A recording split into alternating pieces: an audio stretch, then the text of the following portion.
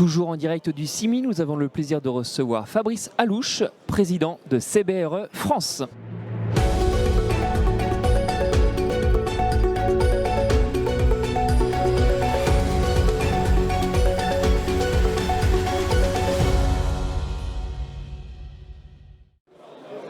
Fabrice Alouche, bonjour. Bonjour. Bon, tout d'abord, permettez-moi de vous demander un petit avis sur un choix éditorial. Nous avons titré notre dossier spécial CIMI 2025, l'année du rebond, en agitant un point d'interrogation. Est-ce qu'on a bien fait ? Je n'aurai pas de jugement parce que je ne veux pas être discourtois. Fondamentalement, je vais vous répondre différemment et je ne serai pas aussi direct, mais la conclusion sera directe. Je pense que nous sommes dans une situation assez complexe qui va avoir une continuité dans le temps et dont l'ensemble des paramètres qui pourraient faire rebondir le marché ne sont pas aujourd'hui alignés, très clairement. Et j'ai eu la chance de participer à un petit colloque il n'y a pas longtemps sur un sujet à peu près similaire. Et en fait, on a besoin de deux choses. La première, c'est d'avoir de l'equity pour relancer la dette aujourd'hui. C'est fondamentalement un des éléments qui coince, enfin qui empêche de redémarrer. Donc je ne vais pas revenir sur les sujets qu'on connaît tous, on ne parle que de ça. Mais surtout, c'est la confiance. Sans confiance, il n'y a pas d'économie. Sans confiance, on n'investit pas. Et cette confiance-là, aujourd'hui, elle n'existe pas. Elle n'existe pas dans l'immobilier, puisqu'aujourd'hui, on n'est pas aligné. Je vois que les parties prenantes ne sont pas alignées. Les notions de repricing dont on parle depuis longtemps, aujourd'hui, ne sont toujours pas actées. Et puis de l'autre côté, il y a toutes les turbulences qu'on a aujourd'hui en France, qui font que tant qu'on n'aura pas un gouvernement, une loi de finances, etc., on ne saura pas quelles sont les règles du jeu, sur quel échiquier on joue, et tant qu'on n'aura pas ça d'une manière claire, la confiance ne peut pas revenir. Donc de ma vision, je pense que 2025 va être une année de prolongation de 24.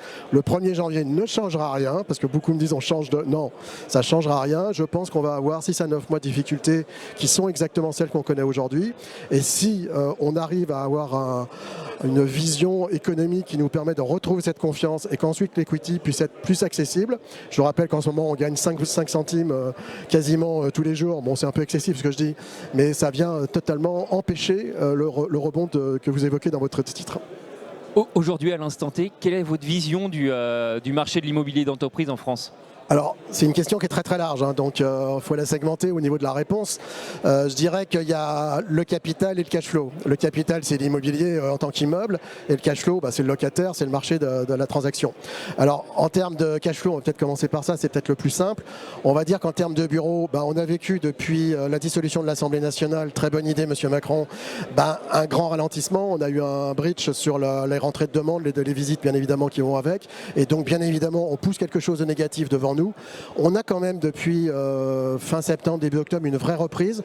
Alors moi je suis assez prudent parce que on a cette chute de rentrée de demande contre 20 et 30% sur le marché, donc c'est très important.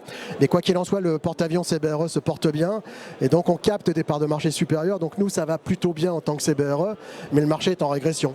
Et donc ce que je prévois pour répondre à la première question en complément, c'est que se dire qu'on va pousser ça et donc ça veut dire qu'à 6 mois, 9 mois, 12 mois, on va forcément retrouver ce trou d'air. En revanche, 2024 est un cru très très bon pour les grandes demandes, assez bon pour les PMS. Mais après, quand vous sectorisez au niveau national, les marchés sont très différents. Si vous allez à Nice, c'est très compliqué. À Strasbourg, il n'y a pas un mètre carré disponible.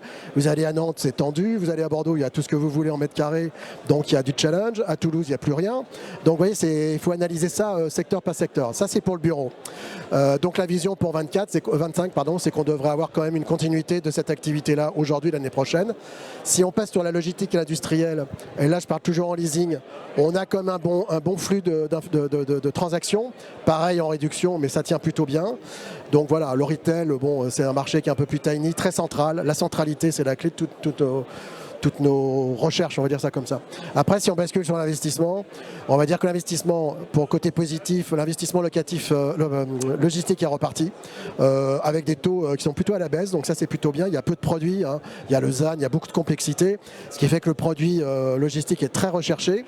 À l'inverse, si vous basculez direct sur le bureau, on n'a jamais vu ça, je n'ai jamais vu ça. Moi j'ai commencé ma carrière il y a très longtemps maintenant, et c'est la pire des années qu'on ait connue en termes de volume. Je vais vous donner un indicateur. Il y a 2 ans, on est entre 35 et 40 milliards. Cette année, on va être autour de 17 à 20 milliards, on va dire 20 milliards, je ne suis même pas sûr. Avant, c'était 60-65% de part de marché bureau dans ce volume. Aujourd'hui, ça va être 30%. Petite multiplication rapide ou division rapide, ça va faire 4 à 5 milliards. On n'a jamais vu ça. Vous avez parlé un petit peu de politique. Est-ce que cette instabilité là pourrait rebattre les cartes ou modifier la donne? Alors c'était très intéressant parce que je reviens de Londres où j'ai eu la chance de rencontrer une vingtaine d'investisseurs américains. En fait, là, c'est assez paradoxal, c'est qu'on a la vision nationale et la vision internationale. La vision nationale, on est totalement coincé avec nos réflexions. Vraiment, il faut qu'on sorte de là, même pour nous, à titre personnel. En revanche, au niveau international, ils savent ce qui se passe, mais ça ne les effraie pas plus que ça. Il y a aujourd'hui des fonds extrêmement importants qui sont en train de se constituer, comme ça, ils appellent ça les méga funds. Et il y a des nouveaux fonds qui arrivent. Là, j'en ai rencontré un qui a 1,5 milliard d'equity, donc avec la dette, vous imaginez le levier que ça représente. Ils sont prêts à venir investir.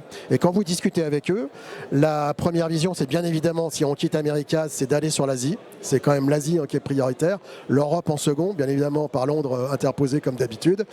Et si on regarde donc ils vont venir en France, mais pas tout de suite. Et quand on regarde ce qui les intéresse au premier plan, c'est d'abord la logistique et le résidentiel sous tous ses aspects. Après, bien évidemment, retail, hôtellerie, mais on va dire que c'est des marchés de coûts. Voilà, donc c'est vraiment les deux grands phares. En revanche, ce qui a été très intéressant et qui m'a interpellé, je pense que ça sera très difficile à faire en France, peut-être en Europe, parce que les conditions de contrôle administratif ou nationaux ne sont pas les mêmes qu'aux États-Unis, c'est beaucoup plus libéral. C'est tout ce qui tourne autour de l'infrastructure.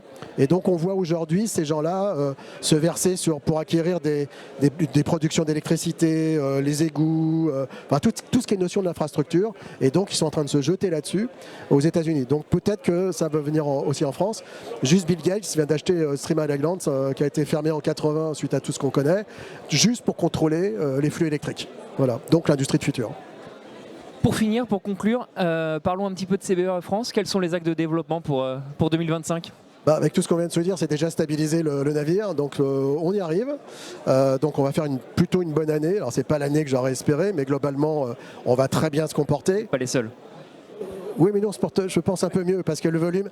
Enfin, il y a une force d'attraction. Les grandes marques font une force d'attraction quand c'est compliqué. Donc on a des parts de marché qui sont extrêmement intéressantes sur un marché qui se restreint. En gros, c'est comme ça qu'il faut l'exprimer. Donc là déjà, c'est stabiliser tout ça. C'est recruter 2-3 endroits pour retrouver un peu de seniority qui m'intéresse. Et puis surtout, c'est de continuer mes M&A en property. Je suis assez convaincu que tout ce qui tourne autour de la gestion des actifs, le facility, ça donne de la récurrence. Je vous rappelle le Covid. 15 mars ou autour du 15 mars, tout s'arrête. Heureusement que j'avais tout cela, toutes ces activités-là, parce que le brokerage s'est effondré en 3 mois.